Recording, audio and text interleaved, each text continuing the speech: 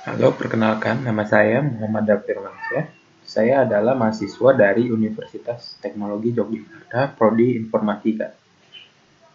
NPM saya adalah 5.200.411.092. Jadi pada kesempatan kali ini saya akan menjelaskan tentang Software Requirement Specification atau biasa disingkat SRS. Jadi kita langsung saja ke materinya. Sebelum saya mulai, perlu diketahui bahwa video kali ini diprakarsai oleh tugas yang diberikan oleh dosen saya, Yoga Syahri Eskom Enkom. Baik, di sini langsung saja saya akan jelaskan tentang Software Requirement Specification atau SRS. Pertama, pengertian Software Requirement Specification. Secara sederhana, Software Requirement Specification atau SRS adalah dokumen yang menjelaskan tentang bagaimana kebutuhan yang harus dipenuhi suatu software.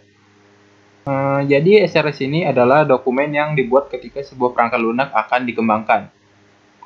Di dalamnya terdapat detail penjelasan dari keseluruhan aspek dari sebuah perangkat lunak. Ketika sebuah perangkat lunak akan dikembangkan memiliki spesifikasi yang sedikit atau ketika sebuah sistem terlalu kompleks, dokumen SRS sangatlah dibutuhkan. Ketika dokumen SRS siap, maka dokumen tersebut diserahkan pada pengguna untuk direview. SRS ini juga memiliki standar yang dibuat oleh IEEE agar dokumen penting itu tidak ambigu dan tentu saja komplit, lengkap. Dengan standar itu, si pengguna dapat mencurahkan semua keinginan terkait software tersebut dengan jelas dan akurat, sehingga developer pun dapat memahami apa yang diinginkan pengguna dengan tepat, bahkan bagi perorangan standar.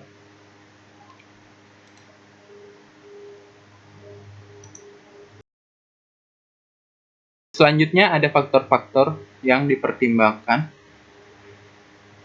dalam membuat SRS. Yang pertama, untuk siapa perangkat lunak dikembangkan. Hal ini berhubungan dengan siapa yang akan menyediakan dana untuk membuat sebuah aplikasi atau software. Kepada siapa proposal pengembang perangkat lunak akan diberikan untuk direview, dan untuk meyakinkan calon pengguna bahwa perangkat lunak yang akan dibuat memang dibutuhkan. Yang kedua, masalah apa yang akan diselesaikan dengan kehadiran perangkat lunak yang baru ini. Hal ini bertujuan agar seorang analis berpikir dengan seksama masalah apa yang akan diselesaikan dengan kehadiran perangkat lunak baru. Harus diingat, komputer hanya alat bantu. Komputer tidak dapat memecahkan semua masalah yang ada pada suatu perusahaan. Yang ketiga, di mana perangkat lunak akan diimplementasikan. Hal ini berhubungan dengan karakteristik yang berbeda terhadap kebutuhan calon pengguna akan mempengaruhi model dan desain perangkat lunak yang akan dikembangkan, termasuk implementasi di lapangan. 4. Kapan perangkat lunak yang baru sudah harus dijalankan? Ini berkaitan dengan berpengaruh terhadap model perkembangan perangkat lunak yang akan dipergunakan. Selanjutnya,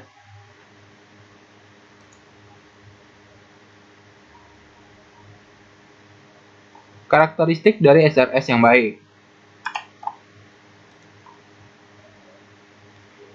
SRS yang baik harus bersifat korek atau benar, unambigu atau tidak ambigu, komplit atau lengkap, konsisten atau konsisten, Mortgage Refinance Index,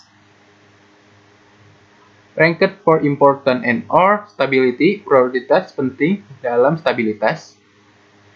Verifiable, dapat diverifikasi. Modifiable atau bisa dimodifikasi. Traceable atau bisa dilacak.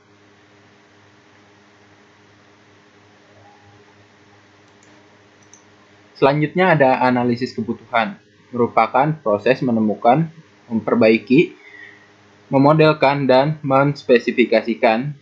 Terdiri dari 5 langkah pokok. Yang pertama, ada identifikasi masalah. 2. Evaluasi. 3. Pemodelan. 4. Spesifikasi. Dan 5. Review. Selanjutnya, ada jenis-jenis kebutuhan.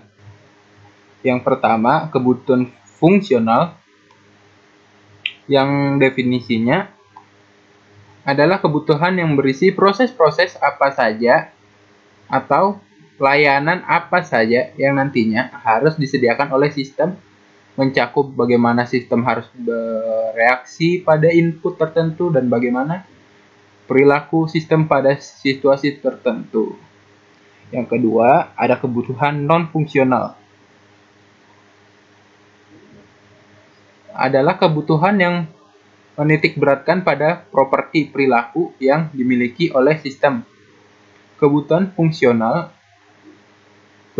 non-fungsional juga sering disebut sebagai batas layang atau fungsi yang ditawarkan sistem seperti batas waktu, batas pengembangan proses, standarisasi, dan yang lain-lain.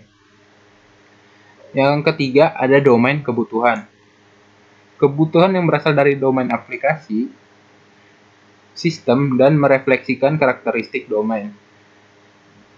Secara prinsip, spesifikasi kebutuhan harus lengkap, mendeskripsikan semua fasilitas yang diinginkan, konsisten, tidak ada konflik dan kontradiksi. Selanjutnya ada studi kelayakan. Studi kelayakan memutuskan apakah sistem dan yang akan dibuat sudah cukup seluruh aspek permasalahan.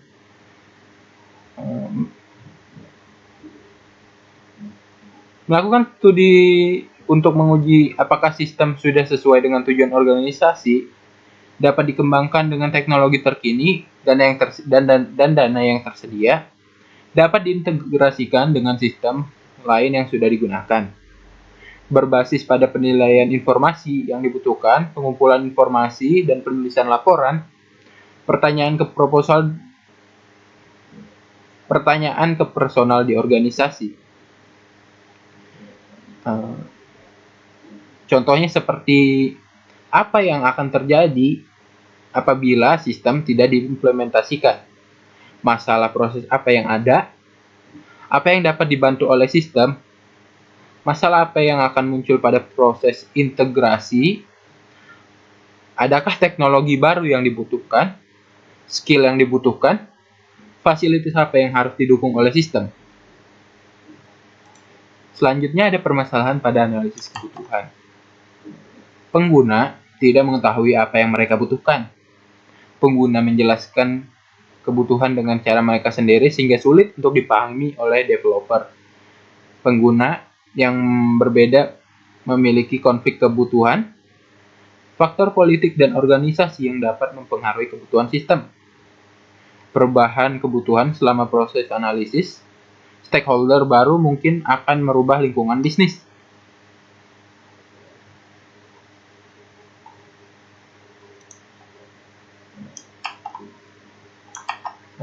Selanjutnya ada pemodelan sistem. Pemodelan sistem dapat dilakukan dalam beberapa cara, seperti model struktur, state machine, state chart, dan lain-lain. Pemodelan tersebut dapat pula diimplementasikan sebagai formasi sudut pandang pengguna atau viewpoint oriented election. Stakeholder mempresentasikan sudut pandang suatu masalah dalam beberapa cara. Analisis multi perspektif adalah adalah penting jika tidak terdapat suatu cara yang benar untuk menganalisis sebuah sistem. Selanjutnya ada kriteria perangkat lunak. Kriteria perangkat lunak yang pertama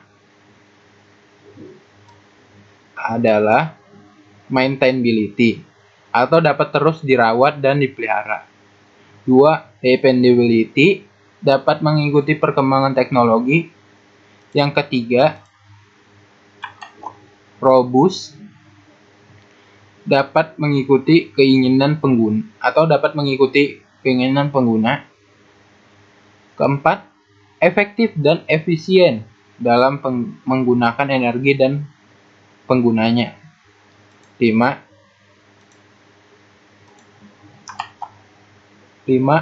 Usability atau dapat memenuhi kebutuhan yang diinginkan. Sekian presentasi dari saya. Kalau ada salah mohon dimaafkan. Wassalamualaikum warahmatullahi wabarakatuh.